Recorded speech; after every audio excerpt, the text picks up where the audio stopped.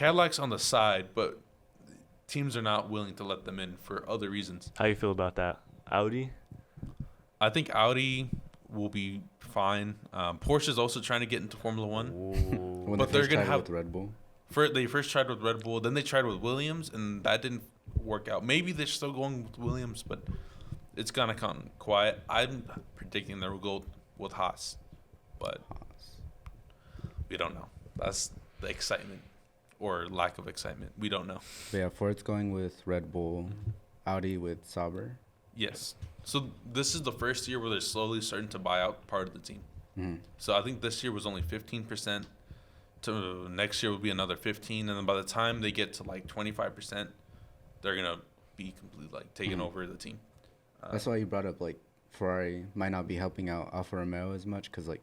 I mean, they've always been kind of on their own. They've always had their own designs. Because they use the Ferrari engine. Yeah, they use the Ferrari engine. I believe it's either Mercedes or Ferrari, but basically, if a team that's registered for Formula One doesn't have an official contract, one of the top teams has to supply them with engines anyway. And maybe it's Renault now because they don't have any other people that are contracted with them.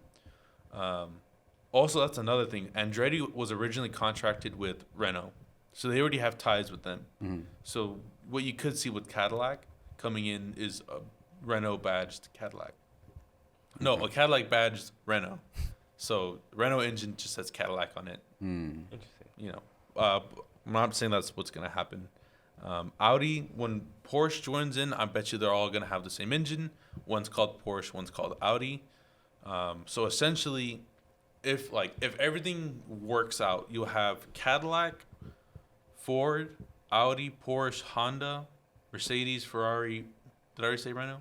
No. Renault. 8 fucking engines. So 8. But in reality, you're probably going to see four. Because, no, 5. 6. Because Porsche and Audi would be the same, so that would turn 8 to 7. Then maybe Cadillac, Renault, so 6. And that would be for 11 teams. So 6 engines, 11 teams. Back in like the 90s, they had like 10 engine suppliers. Dang. It's a lot different. What do you guys feel about that?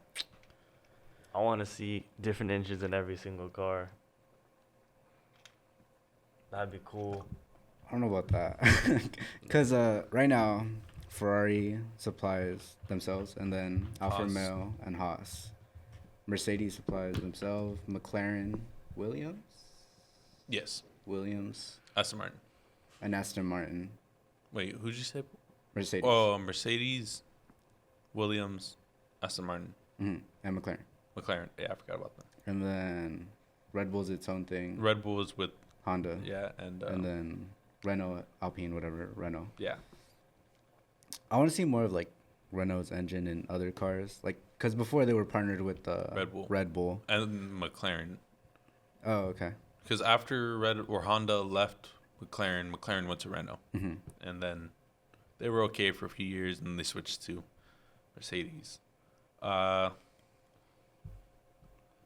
think what happened with Renault, they just didn't have enough teams that were testing out their engines, so they didn't have enough time to like develop as far as everyone else. They don't have the same mileage Because they only have their own team to like to figure test. it out. Yeah. So I guess I do want to see like more engine suppliers. It'd be nice. Exactly. Because then it gets more competitive. Would you want to see? Because you can argue that like, okay, Williams is the junior team for Mercedes. Yeah. Alfa Romeo currently is the junior. Alfa Romeo, Haas, kind of the junior teams of Ferrari. And then AlphaTauri for. AlphaTauri is the junior team of Red Bull. Would you rather see more engine suppliers or more private teams in the sport? More private teams. Okay, Okay, so I agree with that. So I have written here too small. Do you think the grid is too small? So it's only 20 cars. Only 20. The limit technically on the grid is 26. The last time we had 26 cars was 1994, which is a long time ago. 2010 was the last time we had 24 cars. So it's still a lot. That race that you were watching with us in 2010, that's when they had 24 cars. Dang. So you just have a lot of like, there really like was a midfield. So right now we have like the midfield and the front runners. Mm-hmm. At that time, you had the midfield, the front runners, and the back markers. Back markers were the bottom 3 teams that were new at the time, but they weren't. One of the teams could kind of compete with the midfielders sometimes, but the other 2 later would be the other 3 would be lapped like 2 or 3 times a race. Oh my God. Like they were just slow, and they could never build a good enough car. Didn't have enough money to get sponsors to build a good car, and none of those teams are there. That's part of the reason why that like they have this rule. Like they don't want to bring in more teams because they feel that like a team has to have like a good enough like amount of money to make it in Formula One. So right now they have an entry fee, which is entry fee of $200 million, which is more than what the teams are allowed to spend in 1 year anyway. Do you think that's fair? It could be lower than 200 million. Yeah. Like, do you think? So right now, Andretti's willing to pay that 200 million, and they still won't let them in, and the teams want to raise it up to 400 million. God. Do you But then think I that's guess, fair? like, My argument for that is like, they're not gonna have any money because you took all the Yeah, money like- away from them. It's about to be less because cars. that's what their first complaint is. Like, oh, they're not. They gonna don't have enough money. And No, now and- you're trying to take their money, and they won't end up having enough money to like. Yeah, and I mean, that's the thing with Andretti and Cadillac. That's why that's important, because now you have a global car brand that wants to make it in, and they clearly have money. Mm-hmm. And Andretti, now maybe not in Formula One world, they're huge. Now, Mario Andretti and Michael Andretti both competed in Formula One. Mario Andretti's a champion in Formula One. Michael, his son, didn't make it very far. He got 1 podium, but he was there for 1 season, left. He was on there for 1 season and got a podium. He was with McLaren, who was a top team at the time, okay. but he was doing. That's another topic yeah. about like whether or not he was cheated out, but they have like teams in every other category. They're gonna go back to Le Mans this year. They're already competing in IndyCar. They have been for like the past, I don't know, probably like 15 years at this point.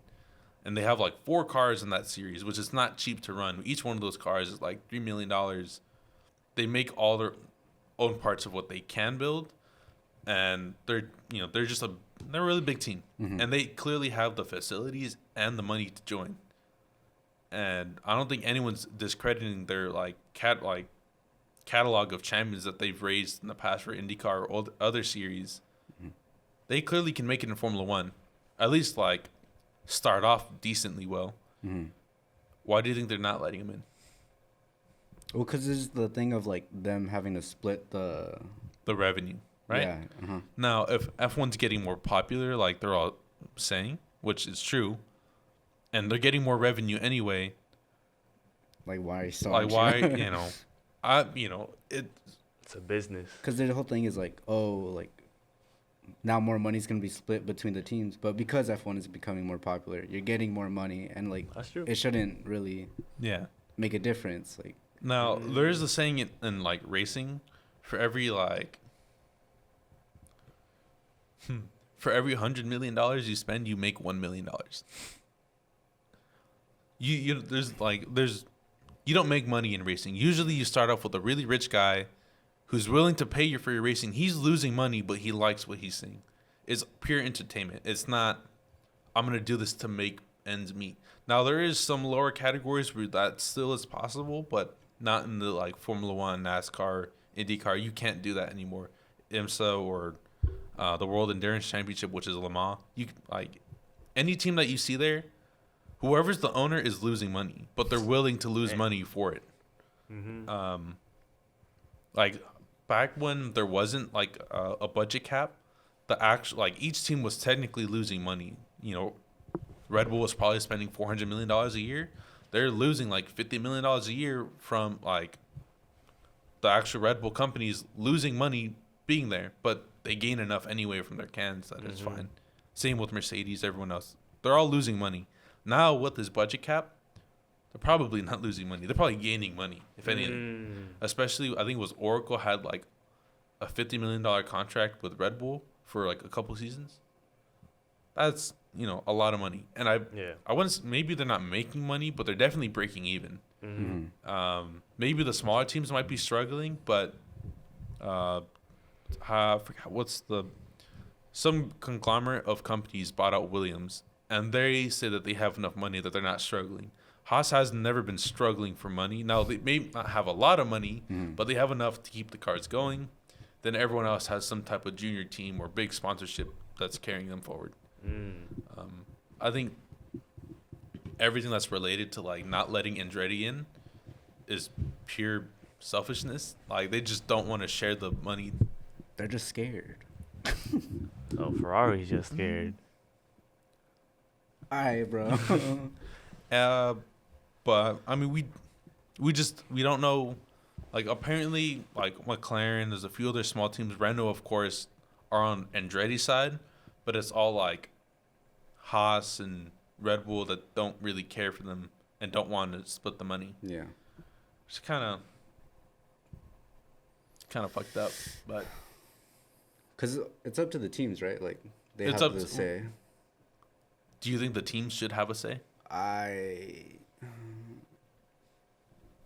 Knowing like everything I know now, like besides all the rules and stuff, I think it should be like up to the FIA, right? Well, Or so the FIA they make the rules, and they like it's hard to explain. So they created the series that runs it, yeah. but what's a good example of this? Damn, I can't think of like, because like someone owns the NBA, but who regulates the NBA? The NBA, right? Yeah. So F1 is its own brand, but it's regulated by a different brand. I get you now. Oh, Yeah, okay. okay. And that regulators, that's the FIA Uh-huh. or the. So it's in French, but it's Federal International of Automobiles. Yeah. Should they make the rules and they tell them like what how to play, right? Mhm. Pretty much. But F1 can. If a team wants to join Formula One, they have to go to the FIA Uh-huh. and get their stuff approved by the FIA to make it into Formula One. Before, the guy who owned Formula One and was pretty close to the FIA was Bernie Ecclestone, and he ran things with like an iron fist. And all those teams that came in 2010, he made sure that they got into Formula One. Like if they needed help, like he will not cut corners, but like forcibly get them onto the grid if he has to. Like that's the kind of person he was. And I bet you if he was in charge now, he would be doing the same thing. Like, To get injured. yeah, nah, you guys don't have a say in this. They're coming in. It's my sport. I own it. Piss off. Interesting. So, and if it's not $200 million, what should it be? Half of 200 million. 100 million? That seems fair. Okay. Bro, Walmart make a team. Walmart. Well, bro, that shit's gonna be put together with like bungee cords. Half of it's gonna be out of stock. Oh, that's tough. Target make a team. Yeah, parts delayed, bro. Like the Lego. Oh set. yeah. Oh my We god. ordered the Skyline, the Lego Skyline. Like This was last- supposed to last come in Friday. And it hasn't come in. It's like delayed.